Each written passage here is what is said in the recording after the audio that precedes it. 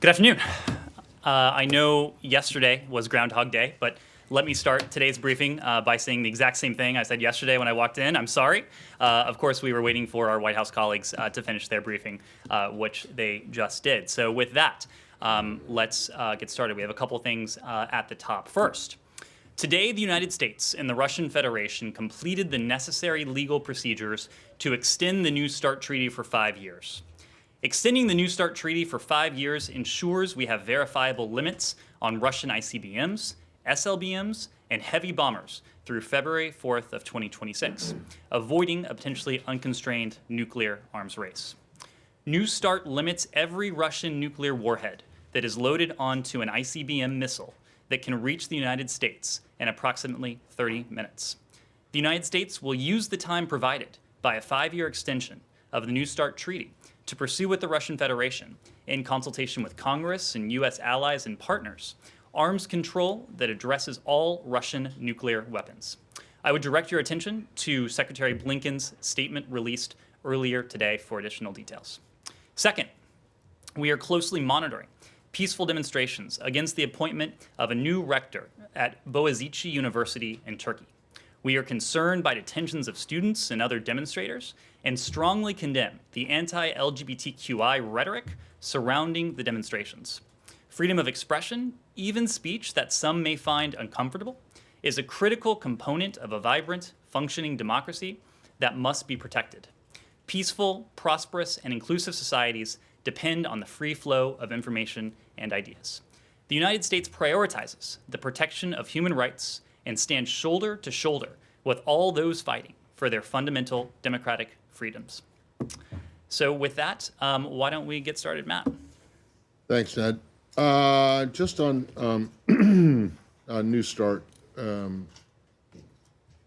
this is one of these days where an unusual day where I didn't really have anything that was significantly important, I don't think, to open with. But so I'll start with New START.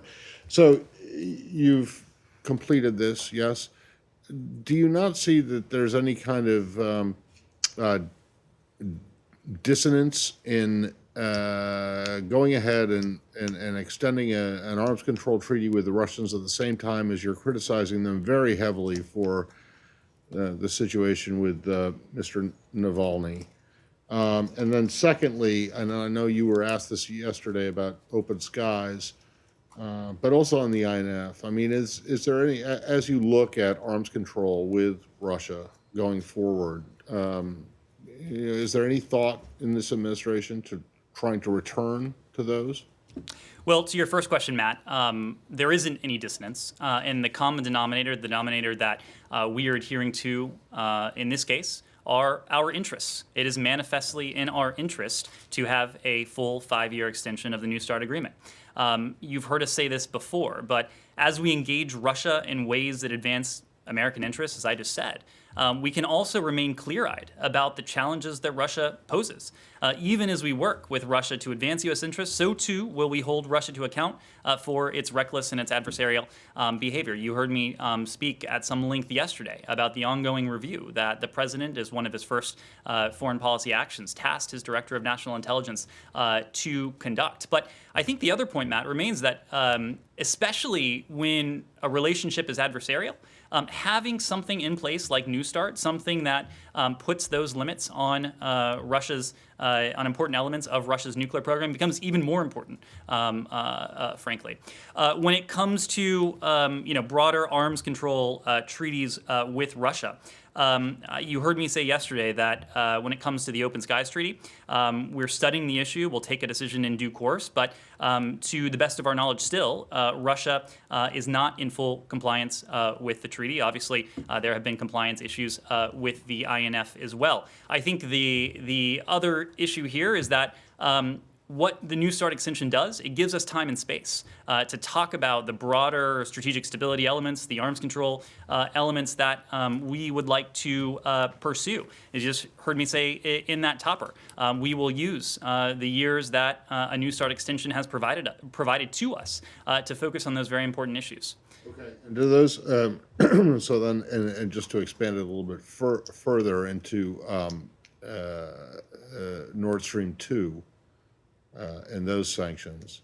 And when you say you're going to hold Russia to account for Navalny or for other issues, are we talking about more Magnitsky sanctions? I'm not asking you for specifics, but Well, again, what are we talking about? And Yeah. can you address Nord Stream 2? Sure. And I'm done.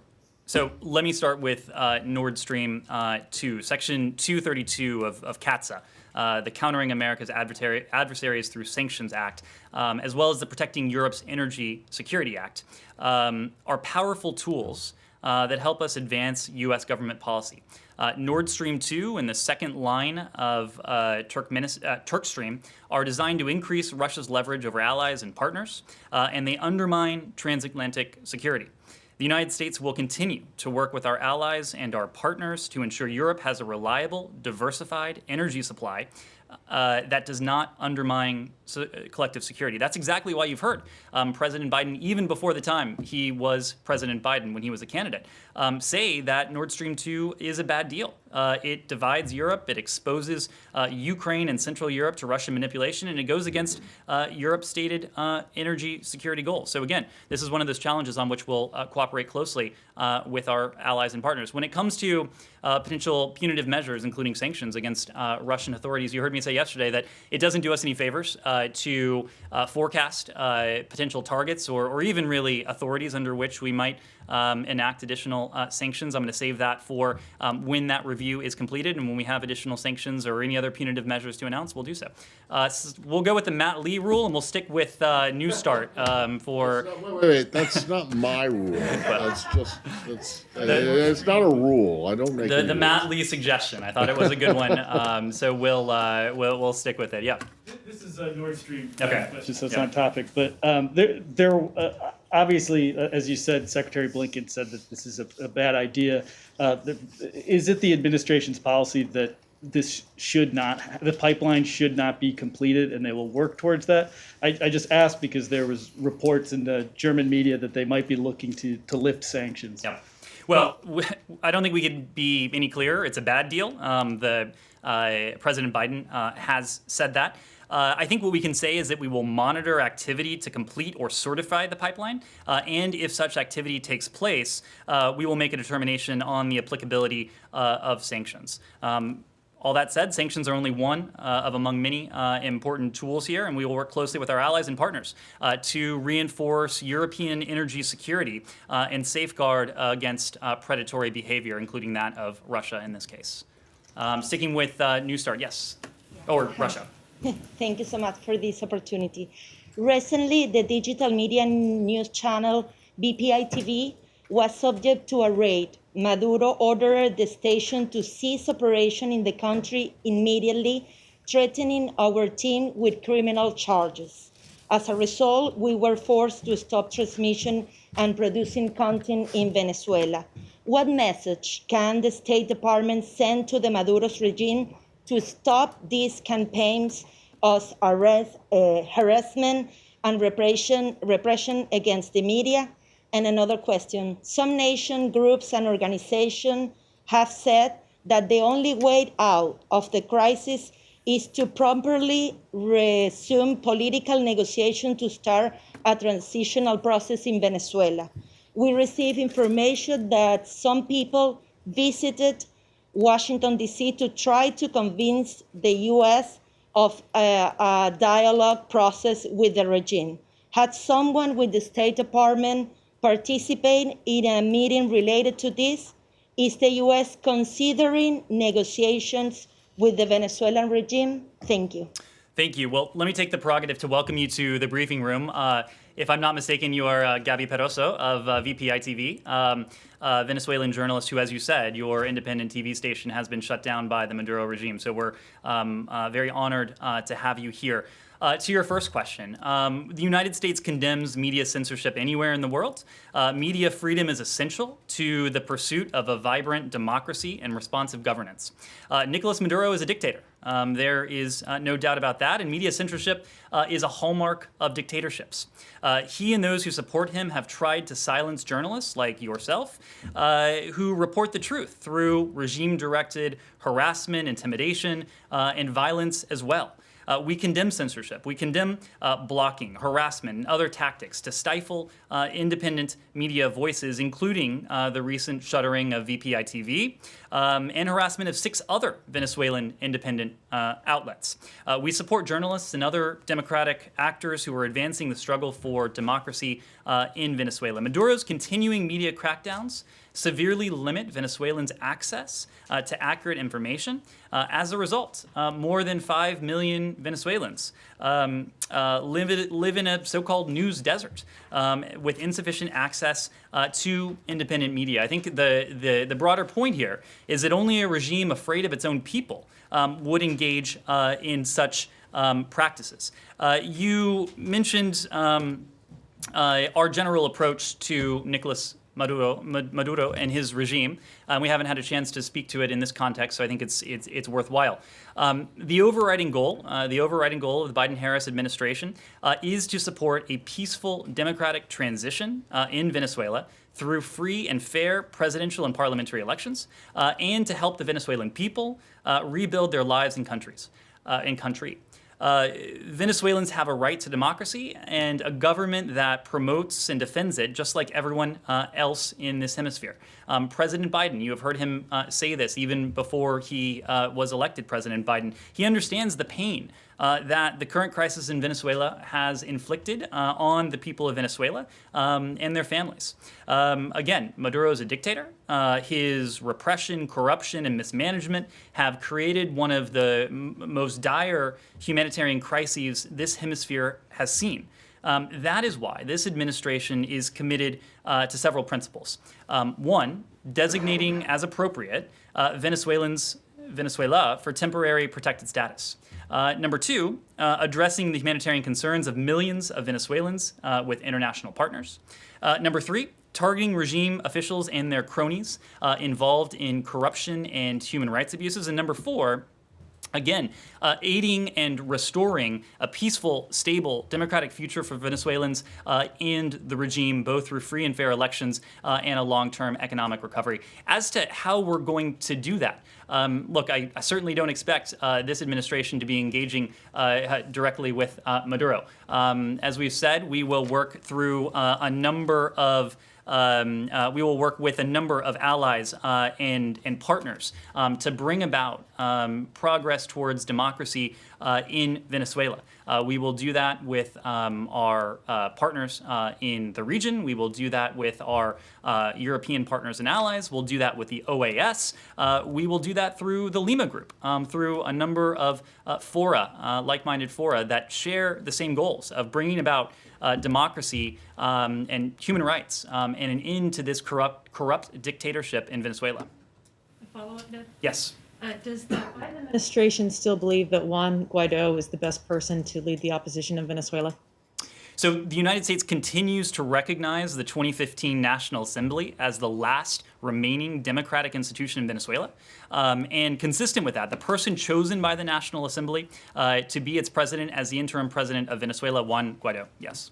Sorry, can I just put a fine point on this? You mentioned the Lima Group and the OAS. What other like-minded fora are you talking about here? Well, I was using... Because as you know, a very small number of UN members have done this. I have recognized Guaido or unrecognized Maduro, as the case may be. So are there any other fora that you're talking about here? Well, so to name a couple here, the OAS has indeed taken a strong leadership position, pressing for a democratic transition in Venezuela. the Lima Group, we welcome its leadership to further strengthen a regional coalition to advocate for free and fair elections. I was using fora perhaps colloquially, bilateral relationships, multilateral relationships. That's two, but I mean, so are there more? I mean, yeah, that's two is plural. I accept that.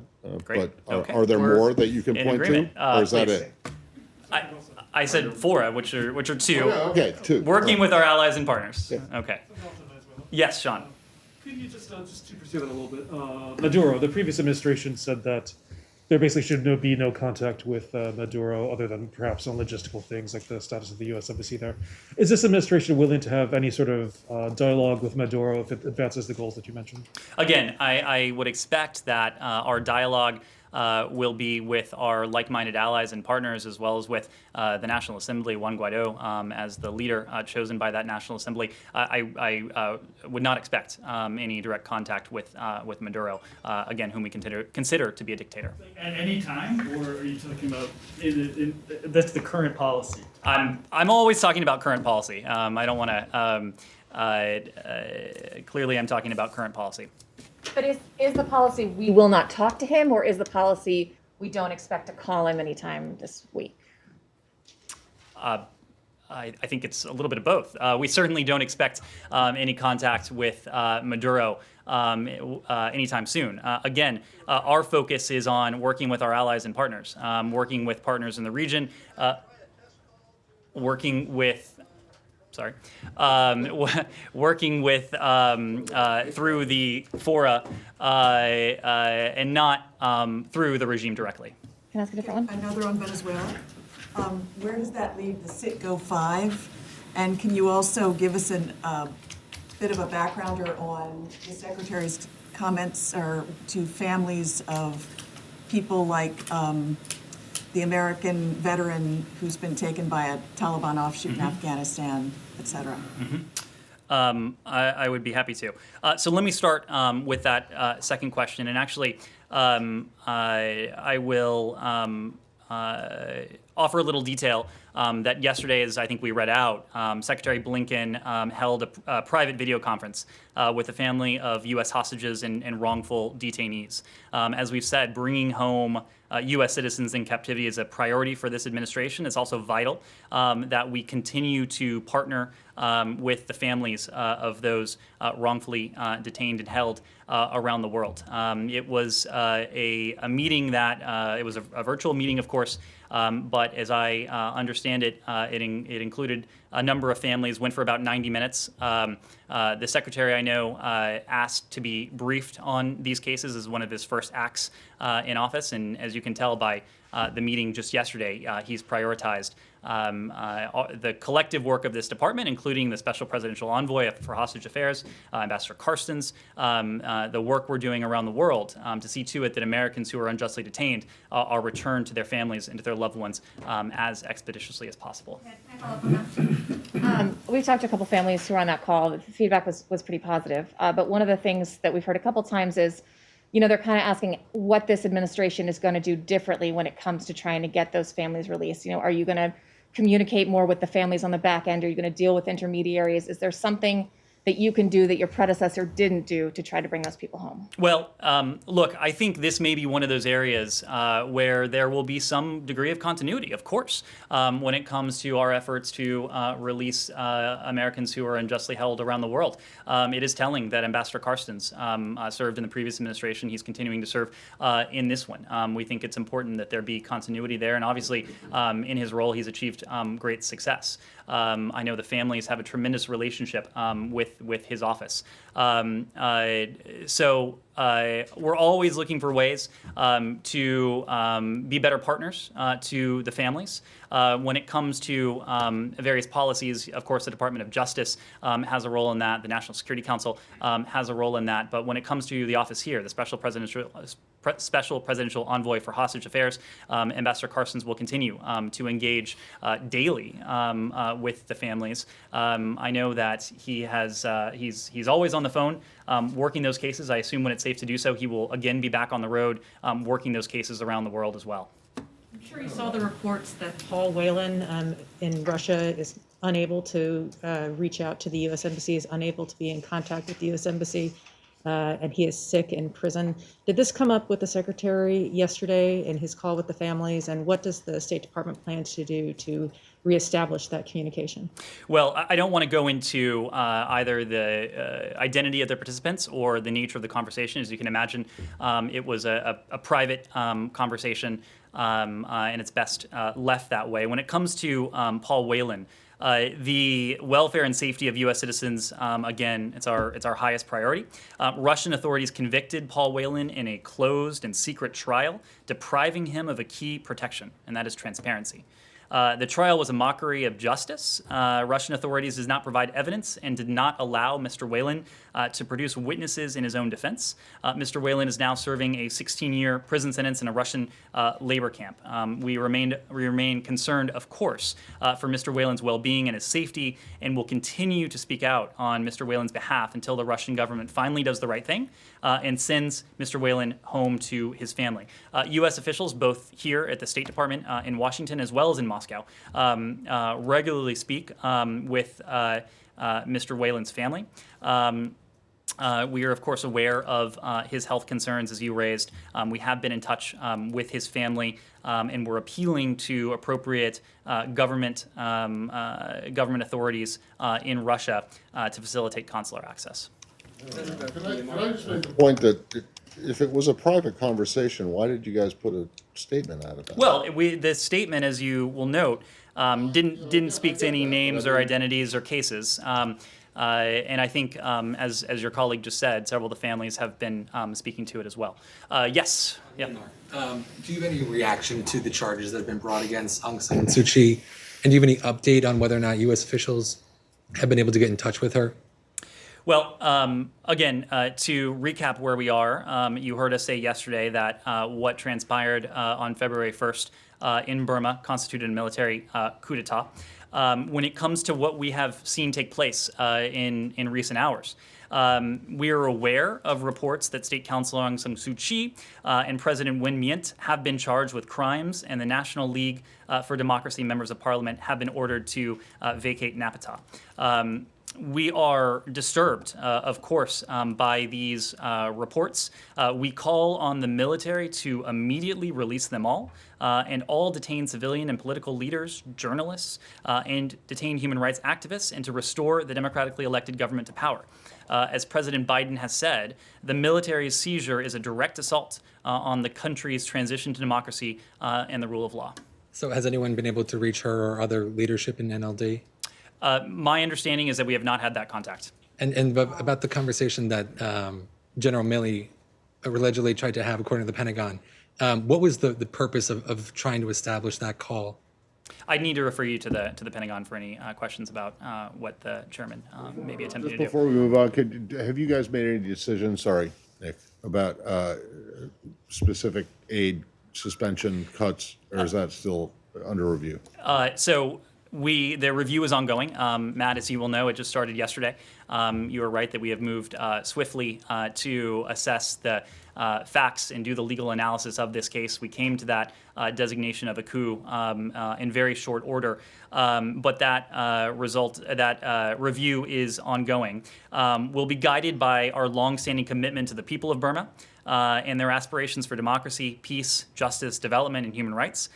Continuing our support for the people of Burma is more important now than ever, even as we determine what additional policy moves may be appropriate for those behind this coup. Yes. Can we go to Ron? Just one more on One more on Burma. You just said the continuing support for the Burmese people is more important now than ever. Yep. Have you started a review of whether or not the crimes against the Rohingya is a genocide? So you heard at the time Secretary Designate Blinken speak to note that he would undertake such a review. I don't have any further details to reach out. Secretary Blinken has now been on the job just a week today, so we're very early. As we have additional details to read out, certainly will. Anything else on Burma? Confirmed a lot of other reviews, though. Why wouldn't you confirm whether or not you've started this one? I don't have an update. When we do, we'll let you know. Yeah.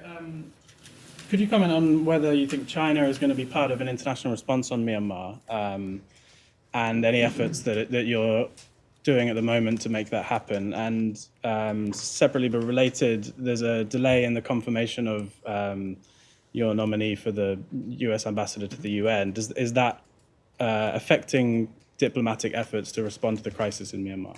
Well, on your first question, I was struck by what was in President Biden's statement. I guess it was early yesterday morning.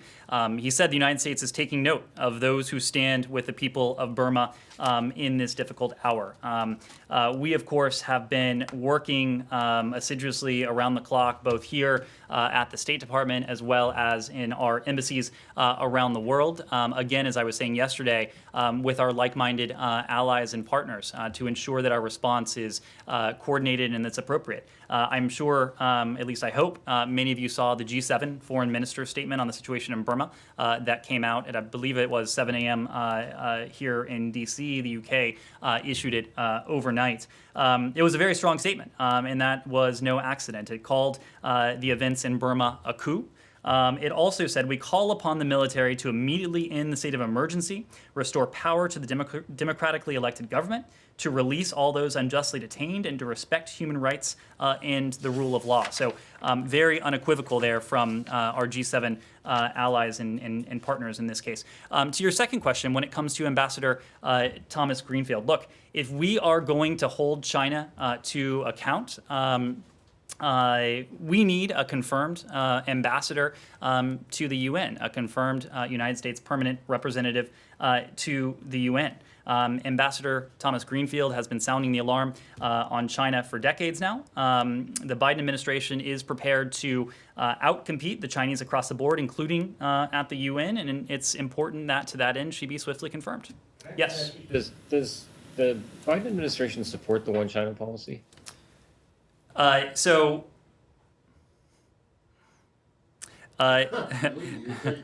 Uh-oh. All right. Now we know it's going to be in Xinhua tomorrow. It's only because Ned Price can't answer whether the no, it is only because I want to be very careful about my language here. But yes, the answer is that our policy has not changed. It has not changed. And then on Iran, can you? Sorry, I was teeing off that, Matt. I know, Nick, but wait a second. Can you just say that you support that the Biden administration supports the one China policy? Yes, our policy has not changed. Yeah, that's great. Of course, guided by the one China policy. Correct. Okay. On Iran, the secretary has been saying, and you from this podium have been saying, once Iran comes back to compliance, the U.S. will abide by its commitments under the JCPOA. Question I have is, the U.S. left the deal first, so why are you guys saying that it's Iran's responsibility to come back into compliance before you do? I mean, if the United States abandoned the deal, isn't it the U.S.'s responsibility to come back into compliance first, and then Iran would follow suit? Well, I think it is also true that Iran has distanced itself from the JCPOA in very profound ways as well, as we have discussed. So right now, what we're doing, as I alluded to yesterday, we are doing exactly what you heard from Secretary-Designate at the time, Blinken. We are undertaking careful and close consultations with our partners, with our allies, with members of Congress. There's been a proposition that President Biden put on the table. I am not out here to negotiate in public with any country, and we're not there yet, frankly. We are still undertaking those close consultations with partners, allies, members of Congress, and we'll take it from there. Would that include? I mean, are you thinking about the possibility of offering them some signal, some relief that would, outside of sanctions relief, that would send a signal about the seriousness of your intent? So when it comes to those signals, again, that's something we want to make sure we've coordinated closely and calibrated closely with partners, allies, and that we have consulted closely with members of Congress as well. So again, this is, today is February 3rd. We're less than 2 weeks into this administration. We were serious when we said that we want to undertake those consultations with a range of parties, and that's precisely what we're doing. Is it the administration's view that Iran is about 3 weeks away from having enough enriched uranium for a nuclear weapon? And if so, what is the assessment based on? So any assessment like that would be necessarily classified. I know there have been press reports. I know there was one press report overnight that pointed to a 6-month breakout time. I think what you have heard us say, we've heard us say a couple things. Number one, when Iran was fully complying with the Iran deal, that time was 12 months. Now that Iran has been in a position to distance itself from those strict protocols, that strict verification and monitoring regime, Iran is closer. That breakout time is shorter, but I wouldn't want to characterize that from here. Our goal, consistent with our goal to keep Iran's nuclear program in a box and to ensure that it can never obtain a nuclear weapon, is to make that breakout time as long as possible and to have those verifiable measures in place to make sure that Iran can never obtain a nuclear weapon. So when Secretary Blinken raised this in his interview about weeks away, he was just referring to public media reports? He didn't say that. I think you're misquoting him. What he said is that Iran, if left on its current trajectory, could one day be within weeks. He was not speaking about the present. He was speaking about continuation of the status quo if left unchecked. It's precisely why we're approaching this with such great urgency. Again, starting those consultations right off the bat. Partners, allies, members of Congress. Still in Iran? Yes. Yeah, I'm sure you saw the reports yesterday that Iran had brought on more centrifuges online. And given that this is a deepening of violations of the JCPOA, given that you see Israel come ahead, Israeli officials close to Netanyahu saying that if Iran gets closer to building a bomb, that it will have no choice but to launch some military action. Is there a red line in Iran's production of nuclear capability that the United States would say, no, we cannot rejoin this agreement? I'm not going to set a specific time frame from the podium, certainly not today. I think what we can say is what I said before. We want that breakout time to be as long as possible. We want to make sure that we have verifiable restrictions in place on the type of activity that the Iranians can undertake. That's precisely why, again, starting very early in this administration, we are setting out about this challenge to make sure that we can lengthen that breakout time and, again, verifiably prevent Iran from ever obtaining a nuclear weapon. To clarify my question, I'm not asking about a timeline, I'm asking about actions. For example, Iran has also said that it may not let the IAEA inspect some of its sites. Would that be a red line? Again, I would point to the consultations that we're undertaking. The sorts of decisions you're pointing to is not something the United States would want to undertake alone or would want to consider or contemplate alone. We entered the Iran deal in 2015 with the P5+1.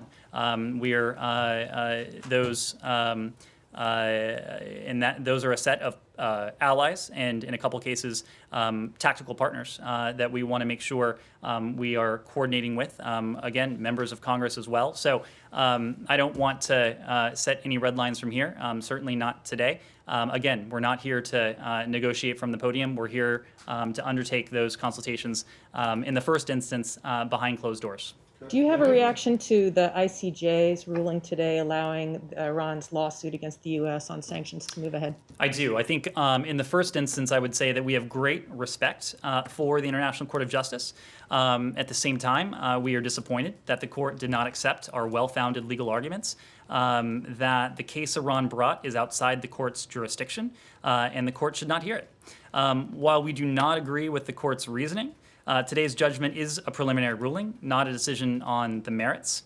While Iran may seek to frame this decision as somehow supporting its view on the merits, the ICJ's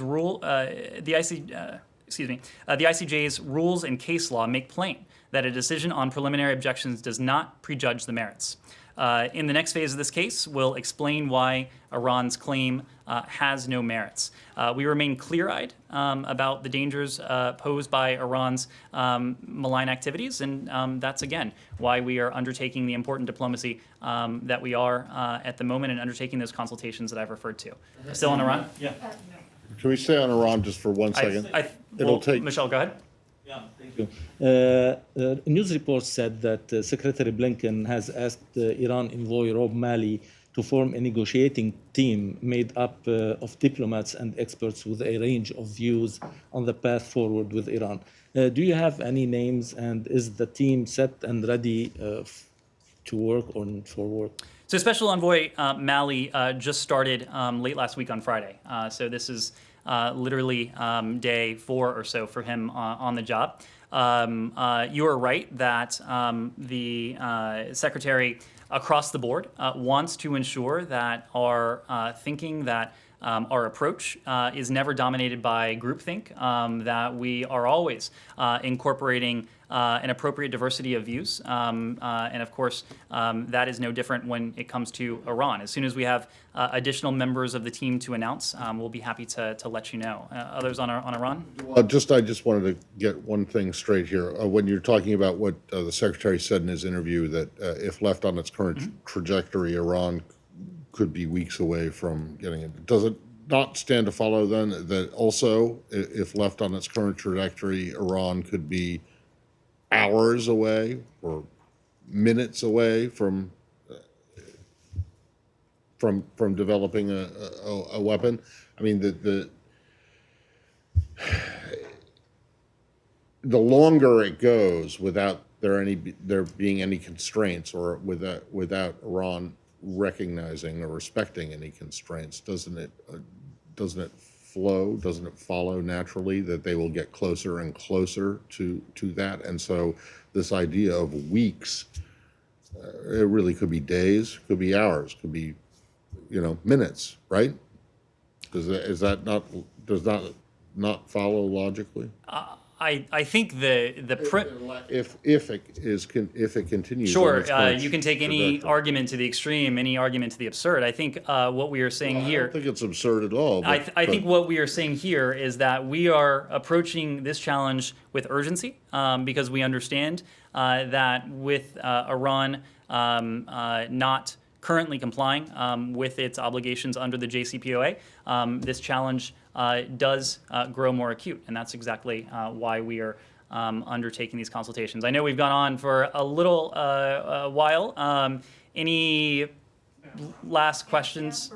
Afghanistan, immigration. We haven't talked about Afghanistan yet, so why don't we just do that briefly? Okay, I'm wondering if the Secretary has now seen that full agreement, because he said several times he had to review what was actually in it. Is there anything in it that surprised him that he disagrees with? And Zal is still on the job. Mm-hmm. What exactly are his marching orders? Is he trying to salvage what's there, or are we starting from scratch again? Where are you seeing this? And can you also comment on the Taliban's rejection of Kirby's comments from the Pentagon last week? Mm-hmm.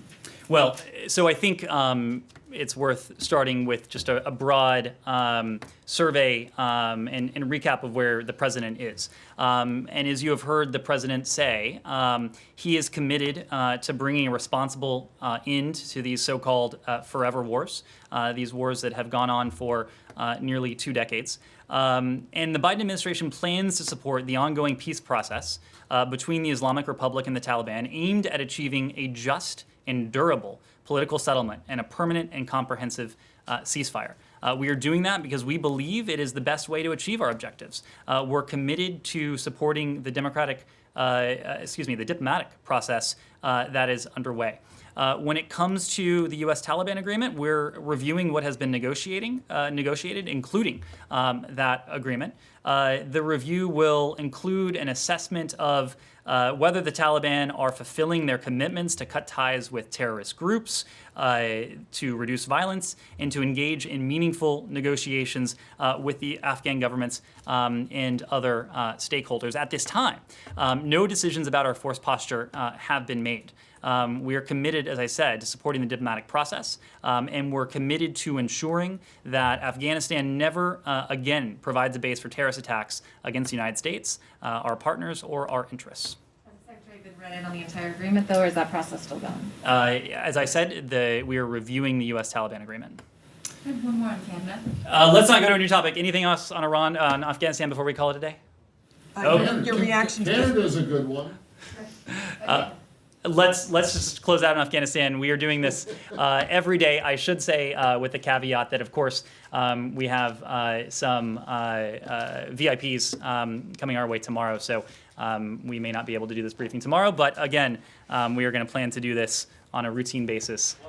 So the Taliban rejected U.S. criticism that they weren't holding up their end of the agreement. Do you need to see them publicly repudiate al-Qaeda, which they have not done so far?